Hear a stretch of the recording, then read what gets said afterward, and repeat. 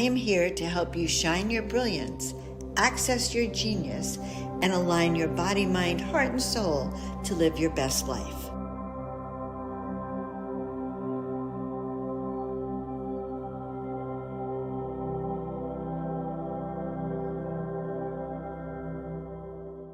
Acia Redox, energy and vitality, ends aches and pains, replenishes your skin, eliminates wrinkles, recalibrates your system, improves performance, improves clarity, stops rapid aging of your cells, cell nutrition for advanced absorption. Live your best life now. Sign up today at shopacia.com/Joan of Angels. Hello, everyone. Greetings. Welcome to all my beautiful friends around the world. Are you ready to ignite your inner light and step into your fullest potential? I'm Joan of Angels, your guide on a journey of self-discovery, empowerment, and transformation. In this show, we'll explore how to turn up your light and live your best life now. So today we're going to talk with my friend Stewart Pearce. We're going to talk about embracing your authentic voice and well-being. He's a master of voice and well-being and a renowned angelic emissary who's going to share some of his transformative techniques to unleash your authentic voice, empowering you to express yourself with confidence and clarity in all areas of your life. But first, let me introduce myself. I'm Joan of Angels. I'm also known as Dr. Joan Hangarter, chiropractor for over 45 years. I'm a renowned spiritual artist, international speaker, visionary, and an intuitive guide. I work with audiences around the world, sharing insights and sharing my captivating artwork. I offer soul lessons, portraits, and coaching programs, as well as the individual intuitive sessions to help bring you clarity on your journey. And I invite you to check out my website at joanofangels.com. If you're new to the channel, be sure to like, share, and subscribe. All right. So guys, are you ready to create the life you've always dreamed of? Tune in now and let's begin.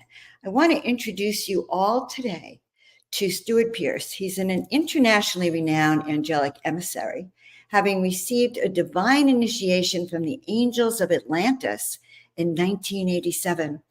This profound mystical experience inspired Stewart to explore the heightened spiritual realms within our great global traditions of faith and beyond, while spreading the Angels of Atlantis' divine wisdom, their loving grace, and sacred teachings around the globe. Stewart lives to honor the divine plan, which inspires all beings to live within the heart. He's also a legendary master of voice and sound healer who has coached leading actors, inspirational speakers, and public personalities during his 45 years of his career. And he was head of voice at one of the Britain's leading drama schools and master of voice at Shakespeare's Globe Theatre in London. He's also published amazing books, a series of self-empowerment books and angelic oracles, which will assist you on your path of enlightenment, and also embracing ancient wisdom traditions that hold the sanctity of the human heart. And I just want to give you a few titles of them because they're great. The Alchemy of Voice, The Heart's Note, The Angels of Atlantis, Angels and the Keys to Paradise, and his latest work, which actually is a best-selling book, Diana, The Voice of Change, because he was privileged to get to know her as well. So we want to bring on Stewart, Master of Voice. Welcome. Namaste. It's a great thrill to be here with you. You're such a wonderful lady. Well, you know, do you ever notice certain people bring out the best in you? Indeed. Right? And they raise your frequency just by being in their presence. Yeah. And vice versa. Right. And so when I was planning the show, Shine Your Brilliance, and I was realizing it's your voice is one way that you shine your light. It was like, no, you have to have Stewart. What are you thinking? Stewart must come on the show. And that's bless you. Thank you. It's a great honor. So, Stewart, you have such a unique background. You have a unique background that's in voice, very traditionally trained, I'm sure, as a voice teacher, yet you are a spiritual teacher. You work with angels. Like, how did you come to be all of this?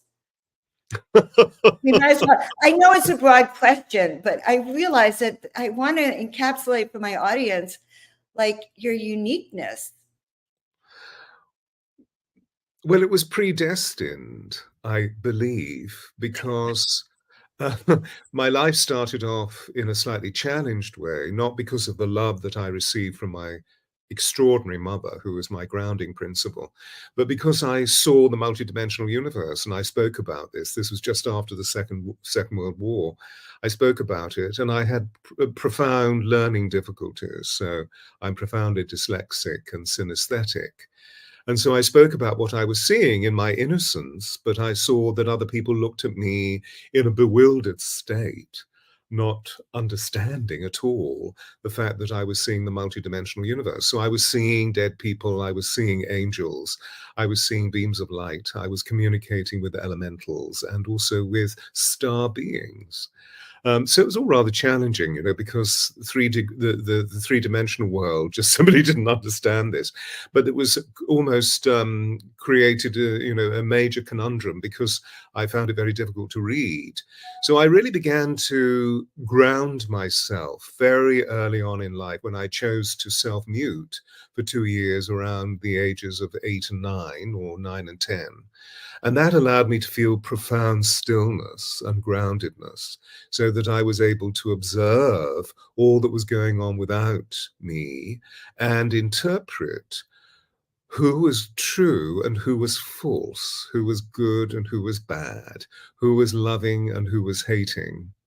Because I was surrounded by a lot of people that were very anxious about me, and their anxiety was often communicated through harsh disciplines at school and so forth, because they didn't know what this child was doing, etc., etc., etc.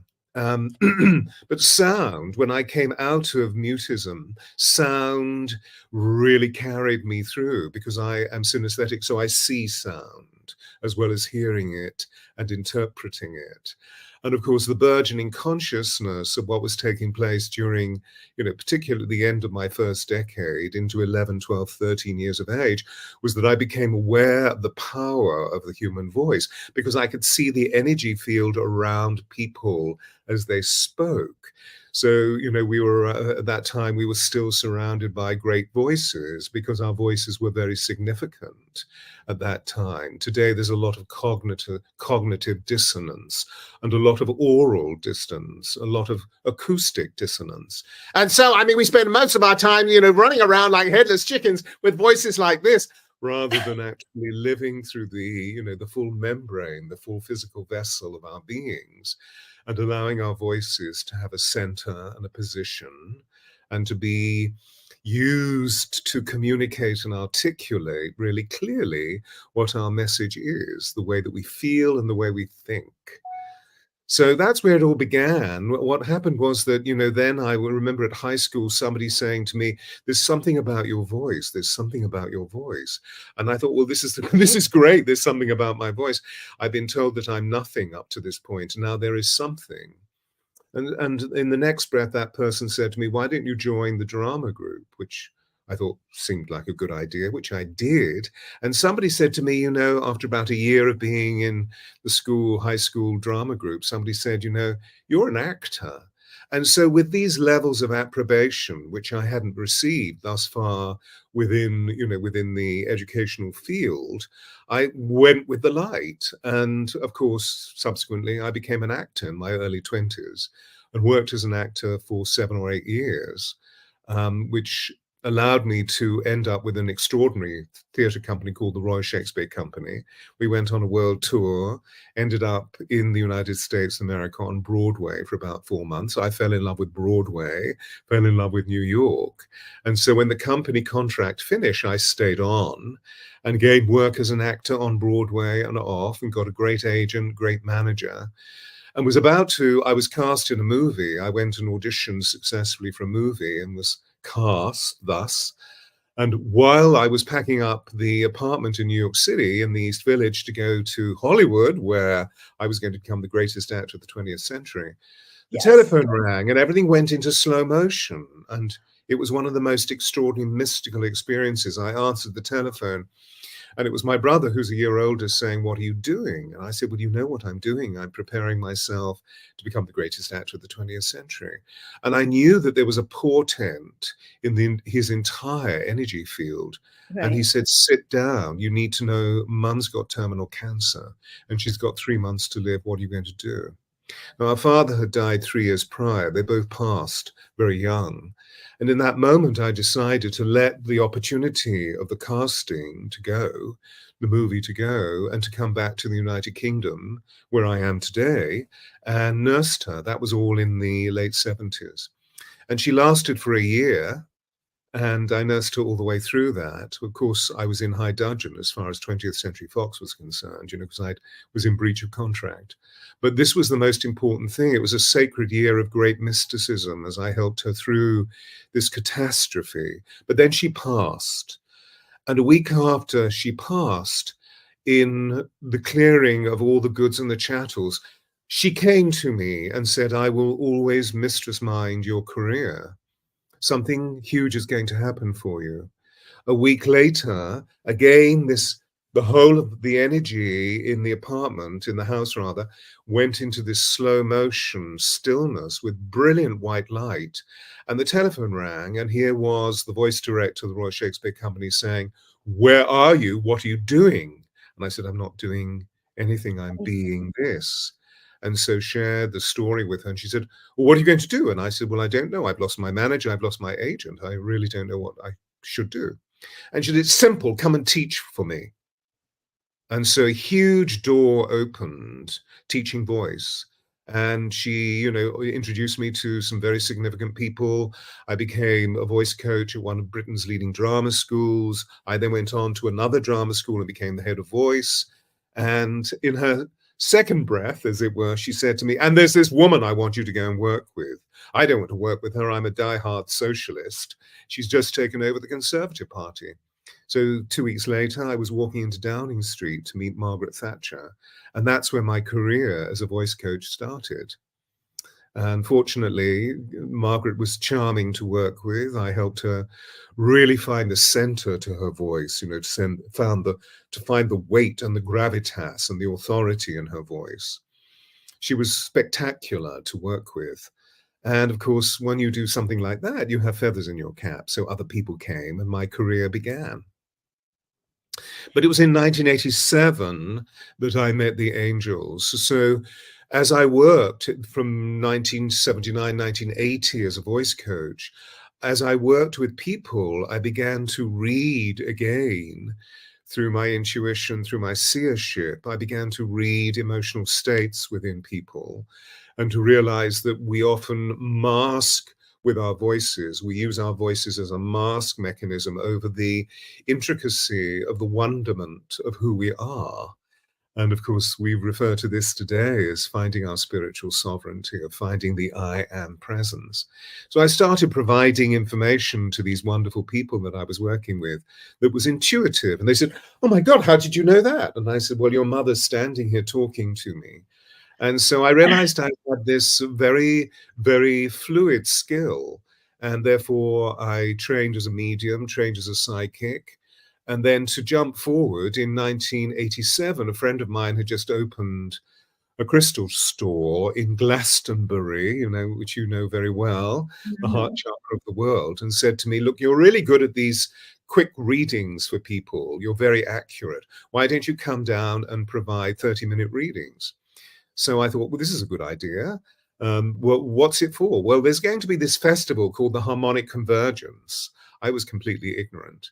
But, it's very important because, the Mayan people are saying that 144,000 Rainbow Light Warriors are going to be released. Why don't you come? So, of course, I agreed and went to Glastonbury for August 15, 16, 17, 1987. And during the first day, I felt very fatigued by a lot of the combustible energies that were moving through with the wonderful people that were coming for readings. So I went and sat on the tour during my lunch break and meditated. And in the middle of this meditation, surrounded by hundreds of people, I heard these extraordinary harmonics. these brilliant seraphic sounds. And I opened my eyes, and there were 12 orbs in the atmosphere, as it were, in the ethers around me. And I heard the voice that I remember as a child, that I now know as Archangel Michael, saying, "We are the Angels of Atlantis, and we're going to provide you with a temple of sound healing called the Alchemy of Voice." That's where it all began. And then the last, what is it, 40 years, 45 years have been both voice coaching and teaching about the wonderment of the Angels of Atlantis. You've left me in stunned silence. First of all, I'm trying to picture you doing readings at like a fair, and that in itself is a big deal, to see you kind of sitting there doing readings. You must have been quite the hit. I can feel that. You said some things that I find really interesting. First of all, your whole life is fascinating, and how you became you is fascinating, because I had no idea how you would have put all these parts together. But back in the very beginning, when you started, you talked about how you muted yourself as a child, meaning you decided not to speak. Is that right? You just said, "I'm not speaking anymore." Yeah. Now that's pretty audacious, pretty bold, but you also said is that you learned to like see sounds around people. Like, what does that mean, to see the sounds around people, or to be able to integrate with them and actually see their voice? Well, we know that sound is at the core of creation. And so we see in all the great wisdom traditions, whether they be the secular wisdom traditions of, for example, the Judeo-Christian tradition, or moving into Buddhism or Hinduism, or into the great wisdom traditions of the Native American people of North America and South America. Sound is there in all indigenous tribes. And so I was aware of the fact that sound was a membrane that conducted itself through wave energy. I saw this around people. So, for example, with the tormenting people, as I refer to them as being, well, I didn't actually use that word as a child, but I could see that those people who were caught in grave disapprobation of me because I was a very ebullient child, talking all the time about what I was feeling and seeing. And then I saw shock on their faces. But the point was that I couldn't actually fulfill the behaviors that they were instilling in me as teachers. I couldn't read, I couldn't do math. And so I was always being beaten, because the result, what you did with the child was that you caned them. So I was always being caned, which was brutal behavior. So I saw those people who were angered and frustrated, and their energy fields were immensely dark. Lots of dark indigo, and dark purple, and often black. And then there were those people over there that were so loving, and around they were these beautiful pastel colors as they communicated their worth through compassion and through empathy. So, of course, I moved to the light rather than going to the darkness, which also was an inappropriate thing to do from a social management point of view. And that's why I shut up, because whatever I said was inappropriate. So I shut up. I have a brother who's a year old, as I mentioned earlier. So he was my code breaker. I would look at David and say, in my inner consciousness, "Buh, buh, buh, buh, buh, buh, buh," and he would pick it up immediately and interpret for me. He was extraordinary. So you actually were telepathic with your brother. Yeah, we're still deeply telepathic, broadly telepathic. Does he still live in the UK? He's in the UK. He's a spiritual leader of an international organization. Spiritual organization. So we're both archetypal priests, if you like. How interesting. That's very, very interesting. Is he in connection with the angels also? Does he have? Not particularly, no. He's very much in his cerebral domain, but is a wonderful, wonderful teacher and a very kind, generous man. And so he's doing great works in the world. We're just very different. I'm very sensual and very much an aesthete that works through the sensory nature of my being. You know, you said it earlier, I'm really an autodidact. I just put all of this together, not through organized education, but by being, as what my dear mother would call, be in the university of life, learn from life. And you know, when I met the angels, I was like a lovesick teenager. I wanted to start talking about them and teaching them immediately. And I was told categorically, you will not. We're going to prepare you, literally endorse and contain or hold the power of our field. And we're going to do this by interpreting for you wisdom teachers. So on the course of life, on the trajectory of life, I would literally bump into, you know, when the student is ready, the masters come. A Sufi teacher, an extraordinary rabbi that I worked with, I'm moving into Rosicrucianism through an extraordinary priest that I met, and then working for 3 years with a Native American elder in New Mexico.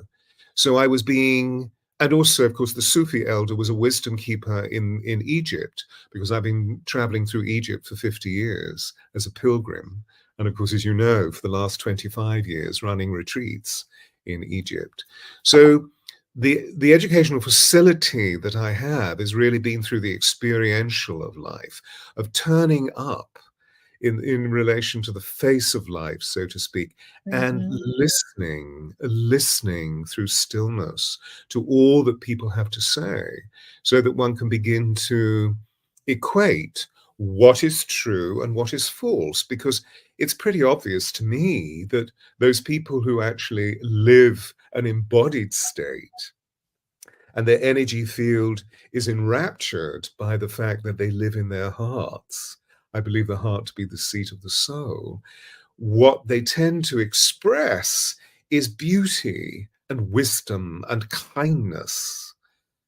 And so I would follow that as an experience to allow my intuitive body, you know, within my etheric and auric sheath and within the Buddhic sheath, I would allow that to interpret, because I know what it feels like to be in the face of truth. And I certainly know what it's like to be in the face of darkness as well. That's just stunning. That there's something about this. This is really powerful. And I know that when we had lunch, we talked about the voice, and we were talking about someone that I was working with, and you were sharing that when people have their authentic voice, Mm. then they can be truly heard. Like, Mm. can you talk about that a little bit? Yeah. Well, of course, we know that to begin with, we're living in a condition that requires us to do. So we're educated, socialized, and conditioned into doing. And as a result of that, we tend to live in the upper part of our bodies, just in the cerebral nature of our bodies. And I'm not diminishing the intellect. It's a formidable compass that we can use to motivate ourselves and maneuver ourselves and maintain ourselves in the world. But if thought, if the cerebral nature of our being is not backed up by our compassion, our kindness, our sensitivity, our heartfelt vibration, then we're really in shtuk. We're not integrated, we're not fully Mm. embodied as spiritual beings having a human experience. And so, as far as our voices are concerned, what's remarkable about them is that we each have a note, which is our own signature note, our own signature sound. As Rumi says, if words arise from the heart, they enter the heart. If words arise from the tongue alone, they don't pass beyond the ears. But Ooh. if we're living in our hearts, Right. this is where our note lives. And of course, you know, that ties in beautifully with the fact that the heart is the seat of the soul. So what I do is I tune people into their note so that they're able to develop their heart voice. And therefore, they discover a level of joy, a level of well-being, and a level of spiritual sovereignty, where the universe conspires with us, positively speaking, and brings to us these extraordinary possibilities of how we can see that we are beings of infinite potential, that as soon as we literally live in the seat of our soul, we magnetize the universe to us. Because it's not, as we look outside of ourselves and we see the screen of our consciousness, so to speak, it's not happening to us, it's responding to us. So how do we wish the wonder of the universe, because we are universal beings that have arisen from source as sparks of the divine, as children of God, to live in this wonderful consanguinity, this wonderful reciprocity with the universe? We are universal beings. So that's what I do. I tune people into their voices, and hopefully people can hear my own witness, because my voice lives within my body, lives within my heart, and allows me to express myself from a position of emotional resonance. Well, it is felt and really picked up, and I think it's extraordinary. Two things I want to share. Number one, I always felt that we all had our own note, although I wasn't sure how to find it. And because I see Gaia as an orchestra. And so if we were all in tune on our right note, what an amazing sound it would be.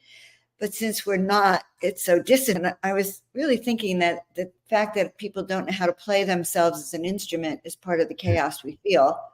Yes. But I also wanted to share, when I was younger, when I was 13, my dad started sending me for voice lessons. So I'm having an epiphany about voice, by the way, as we're talking. I had a brutal Brooklyn accent. It must have been so bad that my dad actually sent me and paid for me to have these voice lessons. And a thing of beauty is a joy forever. I had to learn how to say that over and over again and get rid of my beta in New York. But I didn't realize that the voice goes deeper than that. So I still have a Brooklyn accent, but not like I did then. But I didn't realize that it goes even deeper than that, and that you can learn your true note. And that can be so powerful. Because our peoples, as Western people, our peoples in the West, in history, always worked on the instrumentation of their voices because it mattered in society. In other words, our integrity was ascertained by the way we spoke. So, for example, I became a Shakespeare specialist, hence, when Mark Rylance, the great actor, became the first artistic director of Shakespeare's Globe, he was my client. So he said, would you come? This was in 96, 97, 98 when we opened. Would you come to be the master of voice? And, we hear a very beautiful young man in Merchant of Venice, Lorenzo, say, what does he say? It's completely gone from my... Well, we'll find it. It's in one of my books. I was thinking of another quote. I put it into The Alchemy of Voice. The man that hath no music in himself, nor is not moved by the concord of sweet sounds, is fit for treasons, stratagems, and spoils.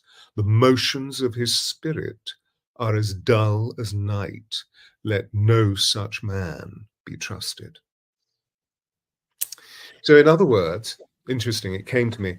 In other words, that as we validated ourselves in society, as we moved forward and became the people that we wanted to become, let's say, for example, this young man is wooing his beloved, Jessica, and wanted to marry her, and so would go to her father and ask permission for her hand in marriage. Well, he, meaning Papa, would listen to him. And if this young man were not in his note, not within the orchestration of his being, integrating physical, emotional, mental, and spiritual, the earth, water, air, and fire, he would be doubted as having any credibility. And therefore, that gentleman would refuse marriage. Because obviously he would want his daughter to be wedded to a man that was full of integrity, whatever age, because we're dealing with young people. And so, this was something that percolated through the Western consciousness for many, many, many years. I mean, Shakespeare was 450 years ago. But if I step forward into the 19th century, we know that much of the literature was written at that time was written to be spoken, not to be read, but to be spoken, because we would read out loud to each other, particularly after dinner in middle or upper class situations. Working class people possibly weren't able to read. Not that that's me demeaning or judging, that's just simply that was what the social status was. And so we entertained one another. So, of course, when you entertain people, you want them to listen to you. So you would find resonance within your voice. You would find clarity in speech that would allow the message of what you were reading, of what you were speaking, to be heard. So that if we leap into the 19th century with a very famous British Prime Minister, who was one of the key Prime Ministers for Queen Victoria, Benjamin Disraeli, he said, the voice of a man is the index of his character. So when I listened to Mr. Trump during his, prior to his first term of administration, I knew that this man was not true. You could hear it in his voice. You feel the vibration. As you were saying, it's an orchestration of the divine. So you feel when it is true and when it is not true.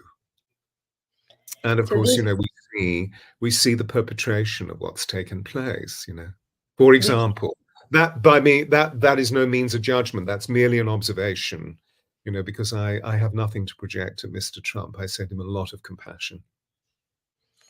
Yes. Yeah, there's a lot of difficult things going on here in the US. I wanted to ask you one other question. I know that my audience would be heartbroken if I didn't ask. How did you begin to know Diana and write this book that became a bestseller about Diana? We have to talk about her because she's a goddess. Diana! Oh my goodness, bless her. Bless you, Diana. I still feel her around me. What a sadness that was. Not that she's around me, I mean her passing. During my career, so through the 80s and through the 90s, I worked with a number of famous household names and was drawn to meet a very remarkable woman who was a restaurateur in London. And her name was Mara Burney, and she had the most extraordinary restaurant called San Lorenzo. The Beatles, after a concert, they would call Mara and say, sometimes at 2:00 in the morning, Mara, will you make us spaghetti? And they would go and she would feed them. That's the sort of woman that she was. And she was an extraordinary psychic, where she met Diana and said to me one day, she'd be my patroness, so she'd introduce me to a number of people. And she said, there's this person that I want you to work with. And I said, oh, who's that? She said, well, why don't you come for lunch and meet them? And she said, just come for lunch, darling, and her food was just extraordinary. So, of course, I agreed. And I remember on the day feeling nervous in the way that I don't normally, it wasn't that I was anxious. There was a feeling of expectation or anticipation.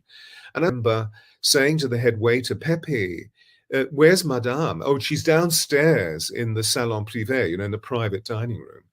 And I said, but who's with her? He said, you'll see when you get there. So I thought, this is very strange. They all kept it right. You knew where I was going. So I went down into the basement to this private room, knocked on the door, walked in, and there was Diana and there was Mara. And Diana leapt up, those extraordinary blue eyes, and looked deep into my eyes and said, you will work with me, won't you? As she grabbed my arm. And I fell in love. I mean, she was just the most delicious human being, just full of fun and wisdom, deep intuitive wisdom. So I said, yes, I will, but we need to keep our relationship completely confidential because of the way that you're surrounded by the circus of the paparazzi. I can serve you best as being your confidential aide. So that's what happened, and she would come to me. I would never go to KP. I would never go to Kensington Palace. She would come to me, and I had a beautiful studio in Chelsea, which was not far from where Kensington Palace was. So she would come and meet me after gym. She'd go to the gym and work out in the morning. She was a water baby, so she swam 40 lengths every day when she could. And she would come to me for an hour or so and shared her life with me. So I was able to introduce her to not just finding her voice, but all the empowerment skills that I developed over the years, both in terms of the burgeoning nature of our consciousness through the mind, body, spirit industry, but also through all the faith traditions that I'd had experience of. She was extraordinary. That is really good to know. She had such a spiritual consciousness and an awareness and a love of humanity. And I'm really happy to know that you helped kind of guide her. It gives me great pleasure with your wisdom that you were able to guide her. So you have a book about her. Show the book again. So Yeah, the audience Diana, the voice, Diana, the voice of change. Looks absolutely beautiful. It's a bestseller, and I can tell how I can feel its authenticity already right there. All right, well, Stewart, amazing conversation. Absolutely, I'm really in a state of, I want to say blown away, but that's not exactly it. You've really shared a lot with me today, and I can feel the essence of it. There's a lot of resonance around it, a lot of truth. Is there anything else you want our audience to know, or how can they reach you? What would they do if they reached you? Well, the simplest thing is to go to www.theangelsofatlantis.com, which is a very, very active site. I'm teaching the angels all around the world, and particularly in the United States of America, mostly as a result of COVID online these days. And if anybody wants to, they can go to stewartpearce.com, STEWARTPEARCE. You can see my name on the screen, because through popular demand, I created an online course to find your voice, to become a radiant presenter under the auspices of the Magnetic Voice Academy. So Stewart Pearce is a series of videos where I literally speak into camera and take everybody through finding one's voice and all of the potentials therein that lie to become a great speaker, whether it's in interview situations, presentation situations, wooing your sweetheart, or indeed developing a carefrontation with those people that one needs to negotiate with because you're not having an easy time with your boss, for example. So it's all there. And it's become this cyber success. I launched it last year, and thousands of people. It's just been so wonderful for me to see how people are really drawn to discovering their voices, the magnetic voice. I like that. That is very powerful to see all the ways that one can learn and use their voice. I have a feeling that all podcasters, including myself, could benefit from that. Stewart, it has been lovely to have you here on the show. I really appreciate it. I hope I get to see you when I come to London, and just appreciate your presence. There's something about you that I feel like you were destined. You were destined to do this work. You were destined to share with the world in these ways. And I love that. I just love what you do. So thank you so much. Oh, bless you. Thank Oh, you yeah. so much. Thank you. And your name, Pearce, it just dawned on me. You like pierce the heart. You have broken the code and you pierce the heart with sound and love. And I think that's your calling. Okay. All right. We'll see you next time. Thank you so much, guys. Thank you. Really amazing. That was Stewart Pearce. I would definitely look him up, reach out to him. I think this was one of the most heartfelt shows that I have done in a long time, and I just loved it. So, guys, thank you all for joining us today. I hope you were as excited as I am. Be sure to like, share, and subscribe if you love the show with your friends and family. And meanwhile, step into your brilliance, shine your light, and live your best life now. Reach out if you'd like some intuitive guidance with Joan of Angels, and I'll see you all next time. Bye for now.